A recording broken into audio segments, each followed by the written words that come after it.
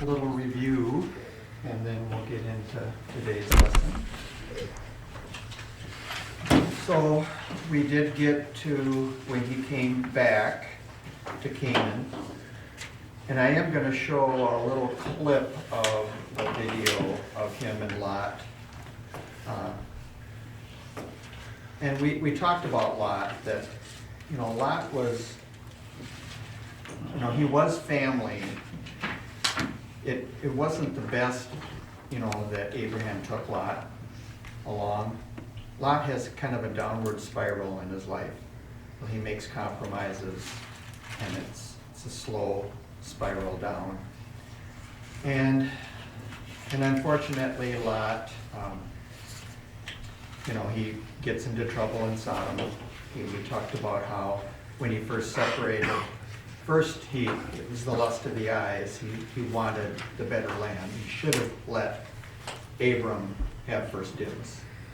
Being a patriarchal society, he should have honored Abraham as being his surrogate father, but he didn't. And then Abraham gave the warning. He said, well, if you go there, stay out of the city. He says, well, I'm just going to pitch my tent towards the city, and then I'll do trade, make big bucks. And then we find him in the city, and then we find those kings that were making war with Sodom and Gomorrah, and they took him and all his family, be sold into slavery. And Abram, in the human realm, Abram could have said, well, you get what you get. I told you. But you don't find Abram doing that. He had 318 fighting men, and he had neighbors that would ally with him, and he went and he got him saved. And then the king of Sodom gave that offer. He says, you can have all the goods. And Abram said, no, I'm not going to have anybody ever say the king of Sodom made me rich. I'm not gonna go there. So he rejected kind of the world. And then even with that, Lot says, I think I'm gonna stay. We have roots here. And Abraham, the movie was portraying a little bit different perhaps, but it wasn't unbiblical. He was saying, well, okay, and choices have consequences. And like I said, it's true for everybody. You can choose what you want, but you can't choose your consequences. And that's hard to get across to, well, anybody really, but young people especially. You say, well, the choices you make today affect you in the future. And people don't always believe that because, kids think they're invincible, That won't bother me. Anyways, and then we saw the thing about Melchizedek. We are going to see a little video clip of him and who he was. We talked about that perhaps he was Shem. Shem would have been still alive, son of Noah, and he probably was priestly order. Some have speculated that Methuselah was a priest in the old days, and that Shem being a line from Methuselah, it could have been. Shem outlived Abraham according to the genealogies by some 30, 40 years. And some have even said maybe it was an appearance of Christ, because there's so many similarities between Melchizedek and Christ. And of course the book of Hebrews goes into big detail on comparing, Jesus to Melchizedek. I don't think he was Christ. I think, he was a real person. There were other godly people around besides Abram.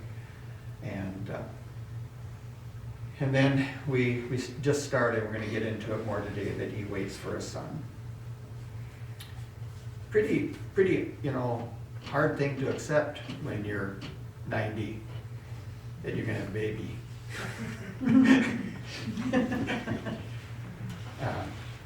My wife and I always kid with our grandkids, that there's a reason why young people have babies. Because you can take them for a while, but Then you can take them. Right. Okay, if you want to turn to Genesis 15, we're going to get into the lesson today then. In verse 1 of 15, the Amplified Bible, it says, "Fear not, I am your shield, your abundant compensation, and your reward shall be exceedingly great." So this was another unfolding of the covenant. We've talked about that there was progressive revelation. When God talked to him in it's expanded more and more.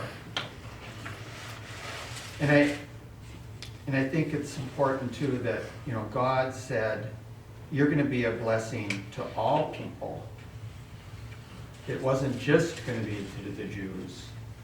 And they were to be, the Jews thought they were supposed to be the object of God's blessing, not the conduit of God's blessing to the world.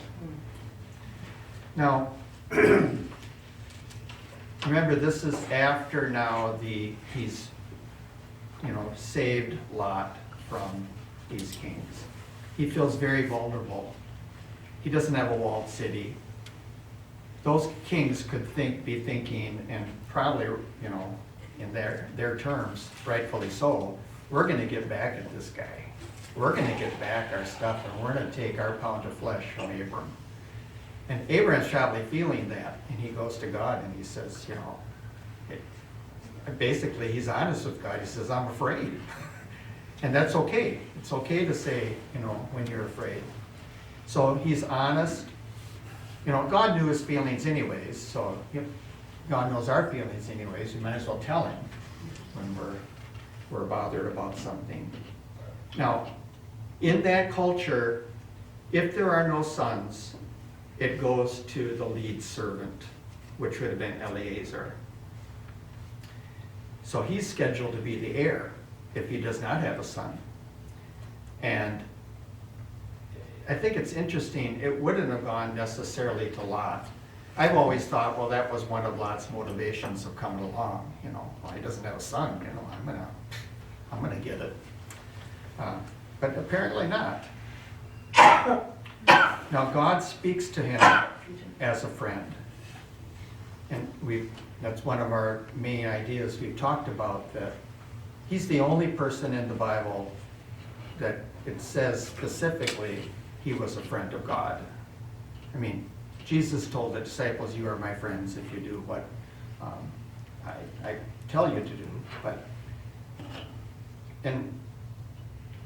And Eliezer was not going to be the heir, and he gave him that object lesson. He shows him the stars. And of course, he didn't know about all the galaxies and the billions of stars. And the key verse there is, Abraham believed, he trusted, he remained steadfast, and that God, it was counted to him as righteousness. Romans 4:3, of course, there's the New Testament tie-in. And really, the whole story of Abraham, points to Christ. I really believe that when you read the Old Testament, just about everything there points to Christ. Now, Abraham asked for a sign, and God sets up a Middle Eastern way of making the covenant. There was no lawyers needed in this one.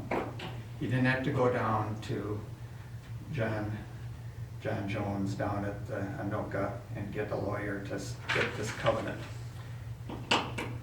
And we mentioned this before. I think we talked about Jeremiah, that you would take these animals, you'd cut them in half, and doves, you'd put them on each side, and then those two men would walk arm in arm between those dead animals. And basically it was saying, if you break this covenant, that's what's going to happen to you. A pretty good motivation. We don't have, in today's world, we have a remnant of covenant, but it's not the same. Marriage covenant, when there's mergers in companies, but there's certainly not the consequence of breaking them. So the interesting thing is, Abraham cuts him up, lays him down, but then God puts him in a deep sleep, in a fitful sleep. And while he's doing that, the Shekinah glory of God passes through those sacrifices. That it wasn't dependent on Abram for the covenant. God was going to fulfill that covenant. And you read in the Old Testament, like in the Kings, it will sometimes say, and God didn't destroy them because of this covenant with Abraham. That he always remembered, God remembered that.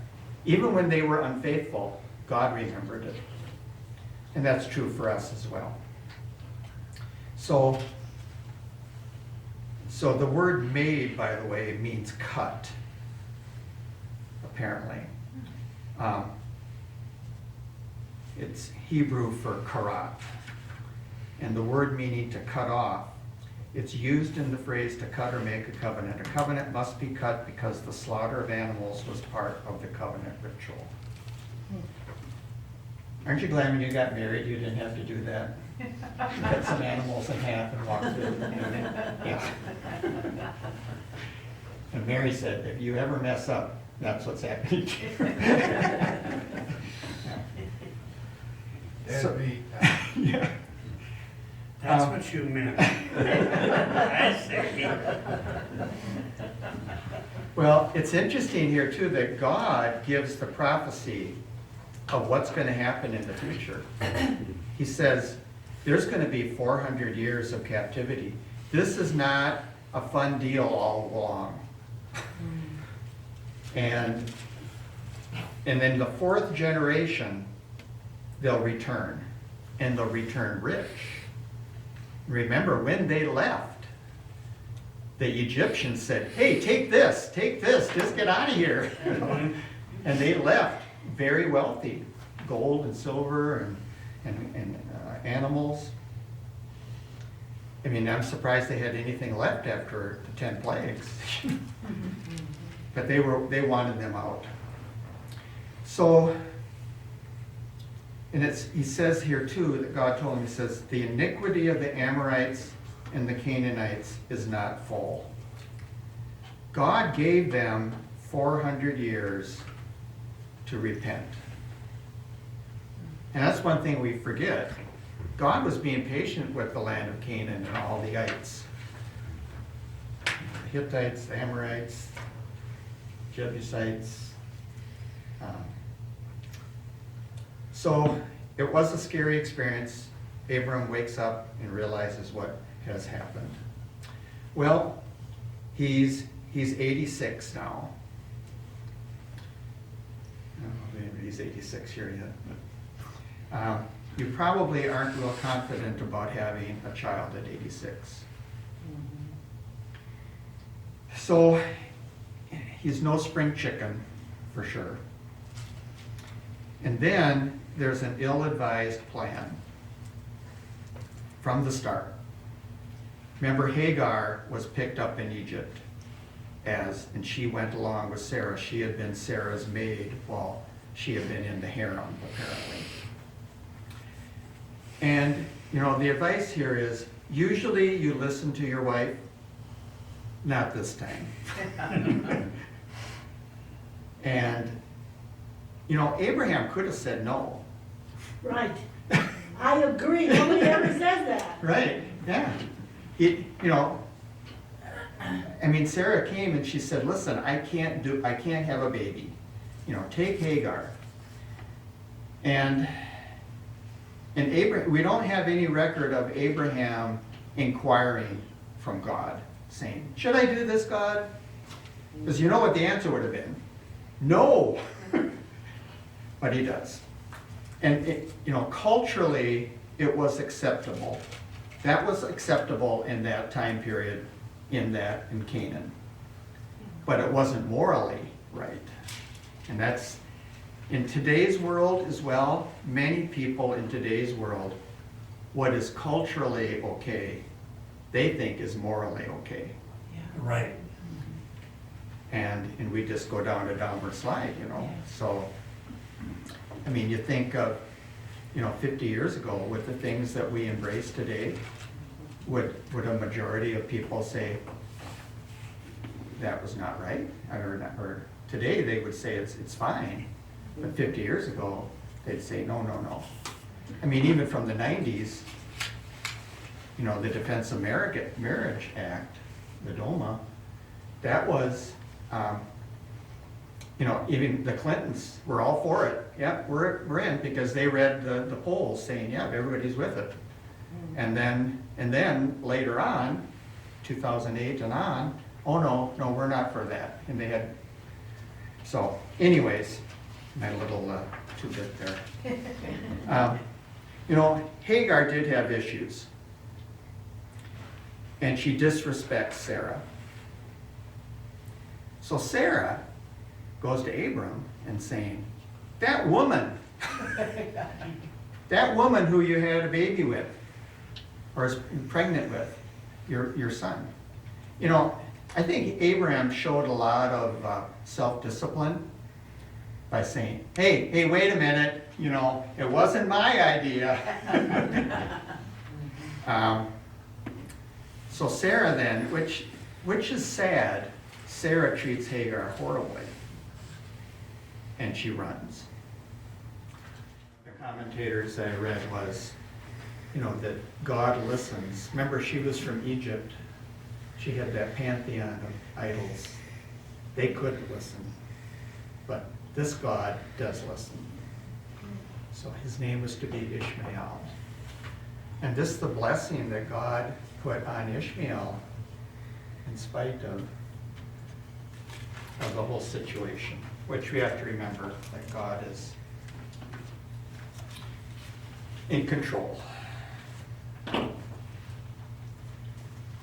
Any comments on that one? I know I'd shown that when we talked about angels earlier, during Sunday school anyways. When I was looking at this in verse 16, where it says Abraham was 86 years old when Ishmael was born. Yeah. But when you go back in verse 3, it says he lived 10 years in the land of Canaan. That's when Sarah took Hagar and gave it to Abram. So this covenant that was made then 10 years before, he was 86, is that right? He was 76 when the covenant was made, or told that he would have a child? Well, there's a kind of a continuum of blessings, and that they unfolded. I mean, God always promised, that you're going to have a son. Yeah. Yeah. I was just wondering if that was really a direct time there. Because it just said 10, and then 10 years later he gave Hagar. Well, so then by that time, then he was 86. Yeah. When Isaac was born, I think Ishmael was a teenager. Yeah, right, yeah. Now, there it shows that they kind of reconcile. Well, that wasn't forever, because later she kind of does the same thing. And the well was called a well to the living one who sees me too. Now, this whole thing about Arabs being descendant of Ishmael, I found this interesting. So this is from a site where it says, I'm tempted to give you the short answer and just reply no, but that would not be completely true. The evidence is too complex to give such an answer. On the other hand, it's amazing how many Christians just assume the answer to be yes. A popular old reference Bible, probably the Schofield, I don't know who it's referring to, calls Ishmael the progenitor of the Arabs, and goes on to say that Muhammad came from the line of Ishmael. That is very definitely untrue. The truth is the term Arab designates people of diverse ethnic origins who are united only by the Arabic language and culture. The seed of Ishmael represents only a small component of the genetic pool of the Arabic people. So that's something that I had always assumed too, Yeah. that certainly the Muslims say that Ishmael is kind of the father And they even changed the story that it was Abraham offering Ishmael, not offering Isaac, so. But as far as all the Arabs being related to Ishmael, apparently that's not true. So a little tidbit, little factoid there for you. One thing that I had a quote from somebody here too, it says, "We're all prone to act like Hagar did. If our lot is hard and our cross is heavy, we start off in a fit of impatience and wounded pride. We shirk discipline, we evade the yoke, we make our own way out of difficulty. We shall never get right with God this way.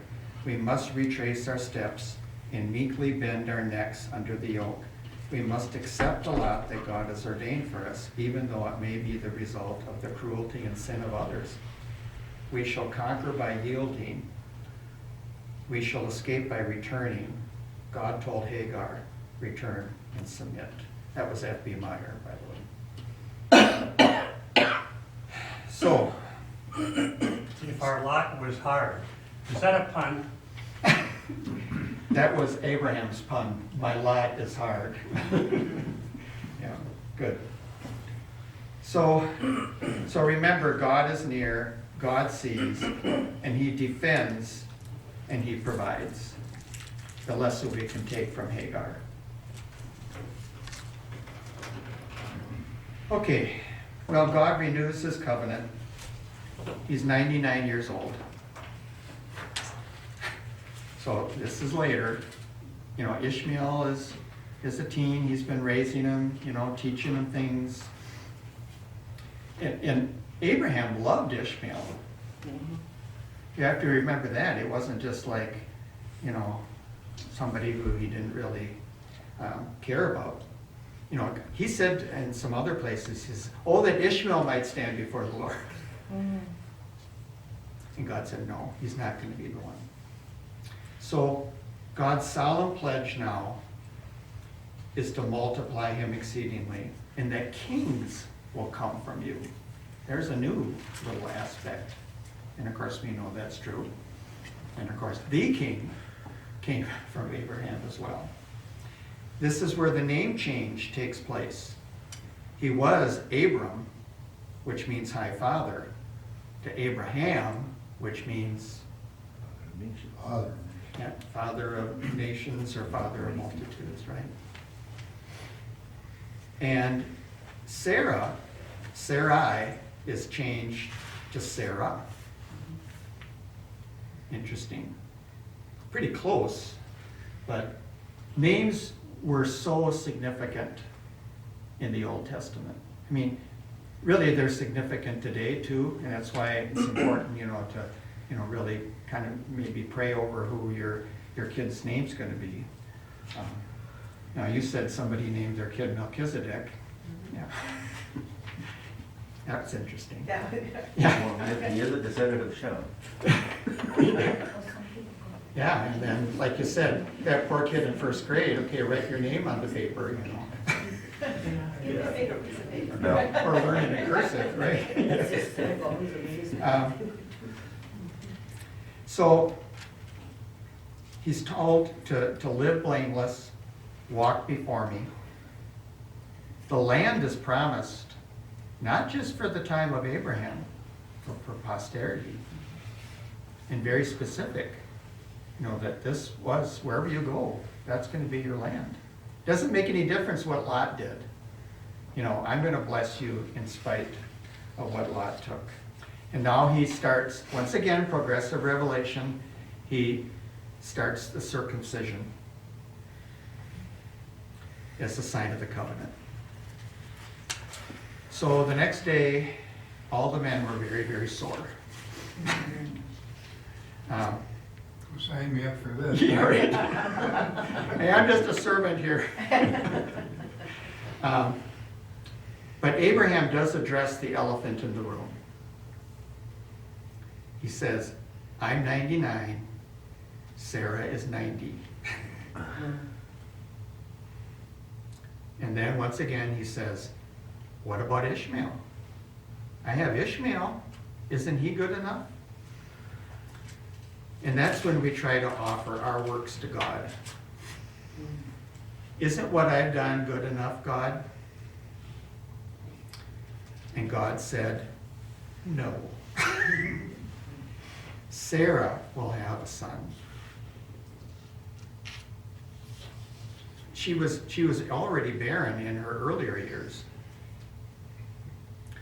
And they were to name him Isaac, which meant laughter. Yeah. Michael Card has a song called They Called Him Laughter, which maybe we'll play next week. And then he says, when he says, what about Ishmael? He says, okay, Ishmael's going to be blessed. And I've already promised that to Hagar through the angel that came. Interesting, they eat and have human form. So that's interesting. Abraham realized they were more than just the locals.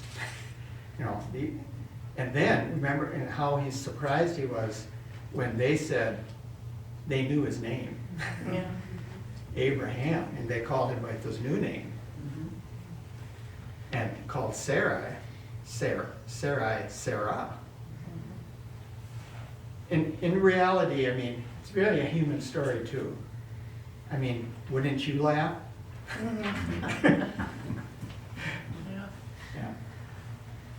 Yeah. She understandably laughed. And then, not the real bright thing to do with God, deny it. Yeah.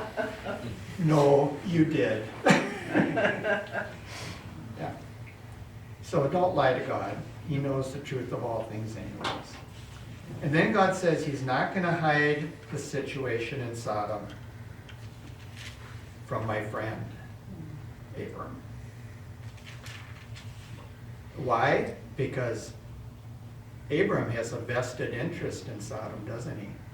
His nephew, his adopted son, is there.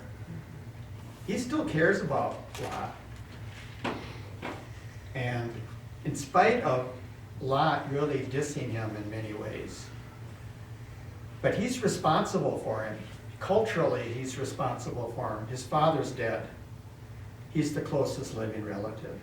He's going to take care of him. He's already taken care of him. He already rescued him from going into slavery, you know. And you know, I always think, you know, Lot at that point should have said, yeah, I'm leaving. I'm coming back with you. We'll split the land. We'll work out something. But he didn't. So Abraham has that interesting intercession. The estimated size of Sodom and Gomorrah was probably 20 or 30,000 people, they say. And to get it down, if there's just 10 righteous out of that many, it's not a big percentage. Lot had lived there for, I don't know how long, at least a decade. His influence was not that great, even though when the angels come, and we're going to see, he's sitting at the gates, which means he was an elder of that town. And he still didn't have that influence. We talked earlier that the Bible does say, in I think 1 Peter, that Lot was a righteous man, and it grieved him what was going on. But what did he do about it? Even his daughters were compromised. His sons-in-law, or future sons-in-law, they laughed at him. Oh, yeah, you've always been a joker, Lot. And we mentioned last week, today, you know, you say that Christ is coming back to a lot of people. They say, no, he's not coming back.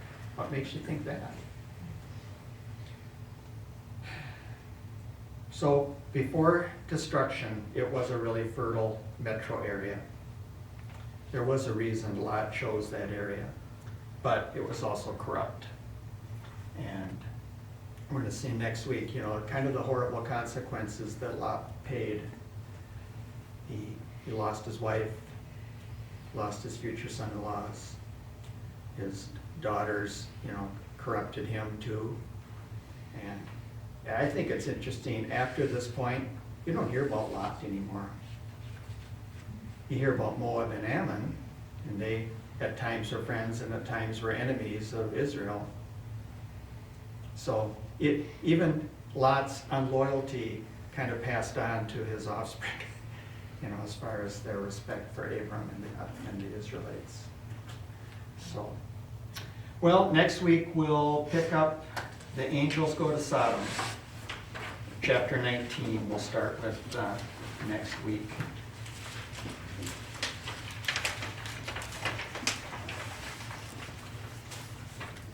Okay, well, won't we, we'll close in prayer. It's 11 o'clock, the bell's about to ring.